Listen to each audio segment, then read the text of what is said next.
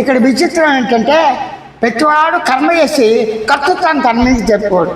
తప్పుడు పని చేశాడు అనుకోండి, వాడు పని చేశాడు, వాడి మీద తోసేస్తాడు.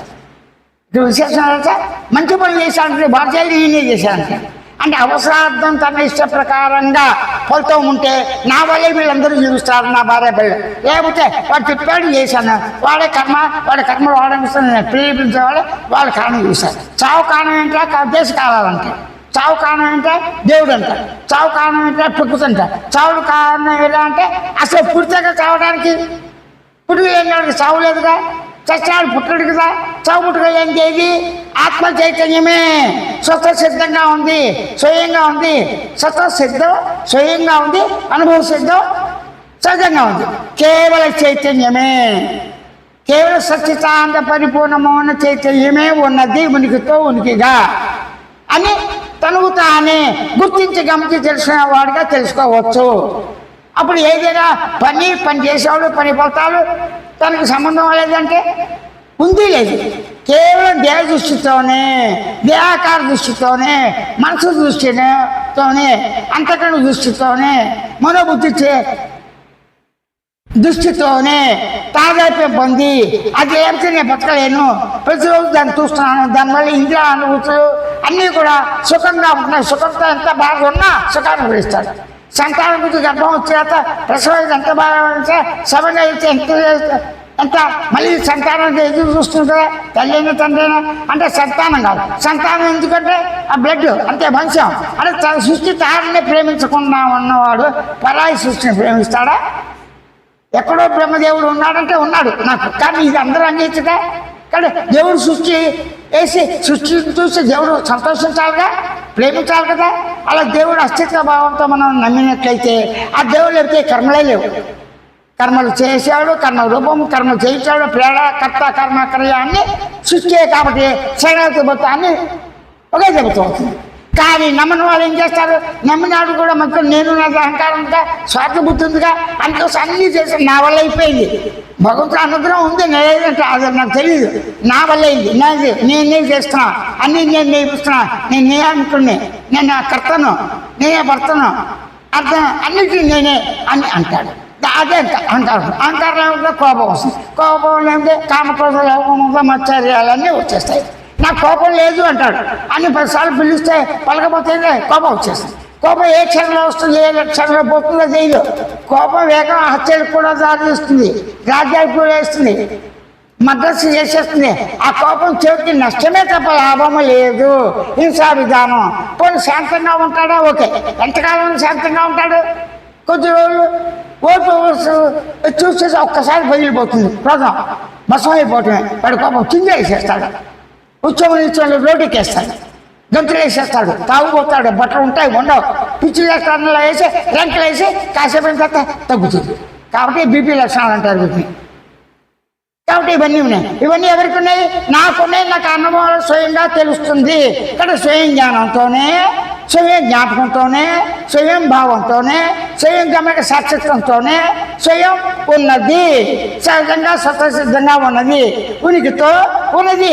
ఉనికి చైతన్యమైన చిత్త పదార్థంతో, ఉనికి చైతన్యమైన సత్పదార్థంతో సుఖం అంటే ఆనంద స్వరూపంగా, అంటే సత్యానంద స్వరూపంగా, మౌనంగా, పరిపూర్ణంగా నేనే ఉన్నాను అని తెలుసుకునే నిమిత్తమే, గుర్తించే నిమిత్తమే జ్ఞానమే చాలు. కానీ కర్ణాల వల్ల ముక్తి కలుగుతుంది. ముక్తి అంటే ఏంటి? ఈ సుఖ దుఃఖాలు ఉన్నప్పుడు, అధిక దుఃఖం ఉన్నప్పుడు బాబు ఈ దుఃఖం నుంచి బయటపడేరా, నేను తప్పుడు పని చేశాను, జైల్లో పడేశారా, ఎప్పుడైనా విడిస్తారా, జైలు నుంచి బయట రావాలా? అలాగే ఈ జైలు లాంటి ఈ దేహం అని భావించిన వాడికి సుఖ దుఃఖాలు ఉన్నప్పుడు ఈ దేహం ఉండకూడదు, కుదరదు, అనుభవించదు, రాజీపడుతున్నాడు. అప్పుడు ఏం చేస్తాడు? జన్మరణం నుంచి రాహిత్యం కలుగుతుంది, ముక్తి అని కొంతమంది. అలా కాదు, పరలోకాల్లో ఉండే స్వర్గ నరకాలు లోకాలనే కాదు, అది పుణ్యం పాపాలు చూసి మళ్ళీ వస్తాం జన్మ సిద్ధాంతం. అలా కాదు, మనకు భగవంతుడు బ్రహ్మ విష్ణు మహేశ్వరు అమ్మవారు ఉన్నారు, వాళ్ళు ఏం తెలియదు, సృష్టి కడుతున్నారు. వాళ్ళని పూజ చేస్తే మన స్వర్గానికి నరకానికి వెళ్ళక్కలేదు.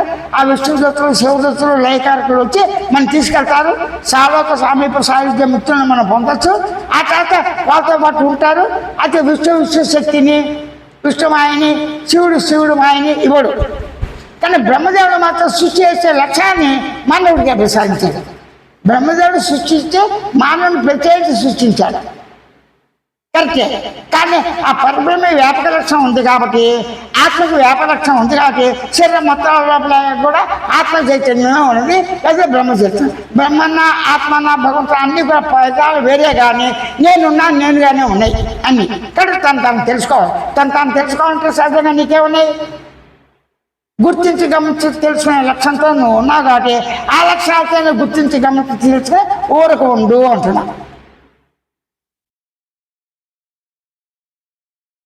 ఇప్పుడు మళ్ళీ వద్దాం. కర్మ, కర్త, క్రియ. కర్మకి ప్రేరణ ఎవరు? నేనుంటేందుకే ప్రేరణ. నేను ఎలా ఉన్నాను? జీవ లక్షణంతో, ప్రాణ లక్షణంతో ఉన్నాను. అన్నింటి లక్షణం. ఏ లక్షణాలతో ఉంది? లక్షణాలు అంటే ఏంటి? గుర్తించడా, గమనించడా, తెలుసుకుంటా, భావించడా, ఆలోచించడా అన్నీ ప్రాణ. అంటే మన్నం చేస్తా. నాలో నేను మన్నం చేస్తున్నాను. నాలో నేను ఉన్నాను, నాకు నేనే ఉన్నాను, నాకు నేనే స్వయంగా ఉన్నాను, నాకు నేనే స్వయంగా చైతన్యంతో చిత్త పదార్థంగా, ఆత్మ పదార్థంగా, పరమానందంగా నేనే ఉన్నాను అని స్వయం అనుభవం ప్రత్యక్ష అనుభవమే. కనుక ప్రత్యక్ష అనుభవానికి ఇక్కడ శాస్త్రజ్ఞానం కానీ ఉండాలి, ఉండకూడదు ప్రసక్తి లేదు. కానీ దేహం ఉన్నంత వరకు దేహానికి ఒక సుఖాలు వస్తే సాటి దేహాల సహకారంతోనే కలిసిమెలిసి కష్ట సుఖాలు పంచుకుంటున్నప్పుడు కొంత రిలీఫ్ వస్తుంది. వాటిలో సత్యం సాంగత్యం ఉండాలి, అతని గురువుల సాంగత్యం ఉండాలి, సాధువుల సాంగత్యం ఉండాలి, మంచి వాళ్ళ సాంగత్యం ఉండాలి. మంచి అంటే ఏంటి? శరీరానికి ఏ అవసరాలు ఉన్నాయి? ఆహారం కావాలి ఫస్ట్, నెక్స్ట్ ఉంటానికి గూడు కావాలి, బట్ట కావాలి. అలా కాలాలు బట్టి వచ్చేటంటే ఉత్పాదాలు తట్టుకోవడానికి కలిసిమెలిసి అందరూ ఉండాలి. ఓ పని చేయాలి, శుభకార్యానికి చాటువాళ్ళు ఉండాలి, వస్తువులు ఉండాలి, అంటే జడచేతన పదార్థాలు ఉండాలి, ప్రాణులు అన్నీ ఉండాలి. అన్నీ లేకపోతే అలాగా ప్రాణులు చూడండి, ఒకటి తగలబెడతాను టైంలోకి శవాన్ని రుచి వచ్చేసి వెళ్ళాడు, రాబందులు వచ్చేస్తాయి, తింటుంటాయి. ఆ కుళ్ళి అయిపోయి చెవు సిద్ధం అయిపోతుంది. అవి కూడా సేవ చేస్తున్నాయి. అంటే క్లీనింగ్ ప్రాసెస్ రాబందులు ఉన్నాయి. ఇప్పుడు ప్రస్తుతం లేవు అనుకుని చాలా వరకు నాశనం చేశాడు. ఆ నాశనం చేశాడు. కాబట్టి ప్రకృతిని నాశనం చేయకుండా, వనరులను నాశనం చేయకుండా, తల్లి తండ్రి గురు అతిథితో తాను ఉన్న చోటనే, గ్రామం కావచ్చు, రాజ్యంగా ఏదైనా సరే, లోకానికి కాదు, నాకు నేనే నా దేహాన్ని ఎంతగా ప్రేమిస్తానో అటువంటి సమబుద్ధితో, చైతన్య బుద్ధితో తాను తన ప్రేమని సమభావంతో సోటుబాటుతో ఉంటూ కష్టకాలు పెంచుకుంటూ ఈ దేహం ఇంతవరకు వేరే జ్ఞానాలు ఇంతవరకు చేసిన భక్తి కర్మయోగ జ్ఞానాలు కావచ్చు, ఆస్తికరం కావచ్చు, నాస్తికం కావచ్చు, ఎవరే పద్ధతి ఆ పద్ధతులతో అన్ని వేరాలు చేసుకోవచ్చు. ఇక్కడ కర్మ ప్రేరణ ఎవరు? తానే. అనుభవించేవాడు తానే. వాస్తవంగా ఎరుకకు శరీరం లేదుగా, శరీరం లేని ఎరుక పుట్టలేదుగా, పుట్టింది చావదు కదా. కానీ ఎరుక దృష్టి కనుక ఎవరైతే అయితే సహజంగా ఉన్నది ఉన్నట్టుగా గమనించి గుర్తించి తెలుసుకొని స్వరూపానుభూతితో ఉంటారో వారికి దేహం రావటం పోవటం తెలియదు. దేహం రావటం పోవటం తెలిసినా తెలియపోయినా తన స్వరూపాన్ని అనుభవాన్ని గుర్తించి గమనించి తెలుసుకోవటానికి దేహానుభవానికి ఏ లక్షణాలు అయితే ఉన్నాయో సహజ జ్ఞాన లక్షణం, సహజ జ్ఞాప లక్షణం, సహజ చైతన్య లక్షణం, ఆ లక్ష్యంతోనే తన స్వస్వరూప లక్షణాన్ని ఆత్మ చైతన్యాన్ని కూడా గుర్తించి గమనించి ఊరక మౌనంగా ఉండటమే ఈ జన్మకి సాఫల్యం. జన్మ అంటే ఒక లక్ష్యం ఉండాలి. వ్యారోగ్యంలో ఆ వ్యారోగ్యంలో ఒక్కొక్కరు ఒక లక్ష్యం ఉంటుంది. ఆ లక్ష్యం యొక్క ఫలితం తనకు అనుకూలంగా రాదు కాబట్టి ఎప్పుడు ఏ విధంగా జరగాలో అప్పుడు ఆ విధంగా జరుగుతుంది. జరిగేది జరగబోయేది జరుగుతుంది అంతా కూడా యాక్సెప్ట్ చేయాలి. అది ప్రకృతి నీత, దైవ నీత, నాకు నేను చేసిన నీత అన్న ప్రసక్తి మూలాలు పెట్టిగే కన్నా మౌనంగా ఉండటం శ్రేష్టము. ఇది మాత్రమే స్వామి నిర్గుణ చైతన్య స్వానుభవ అవగాహనతో చెప్తున్నాడు. స్వయం ప్రభావిత సూచనతో, స్వయం ప్రభావిత సూచనల స్వయం అవగాహన ప్రతి వారికి సహజమే కాబట్టి ఉన్నది ఉన్నట్టుగా గ్రహించి తెలుసుకోవటం స్వయం సాక్షాత్కారం, స్వయం అనుభవం, స్వయం ఆత్మానుభవం, స్వయం ఆత్మదర్శనం, స్వయం దేహ దర్శన అనుభవం ఎలాగైతే ఉందో పంచభూతాల దర్శనం ఎంత సహజంగా అంతే సహజంగా స్వయం ఆత్మానుభవం కూడా మౌనంగా తన స్థితిని గుర్తించి గమనించి ఊరగా ఉండటమే చాలు. ఇదే నేను సమాజానికి సేవాభావంతో తెలుసుకున్న అనుభూతిని అందరికీ ఇదే సహజంగా ఉండు చేత ఆ సహజ లక్ష్యంతో తను గ్రహించి గుర్తించి ఊరగా ఉండటమే చాలు.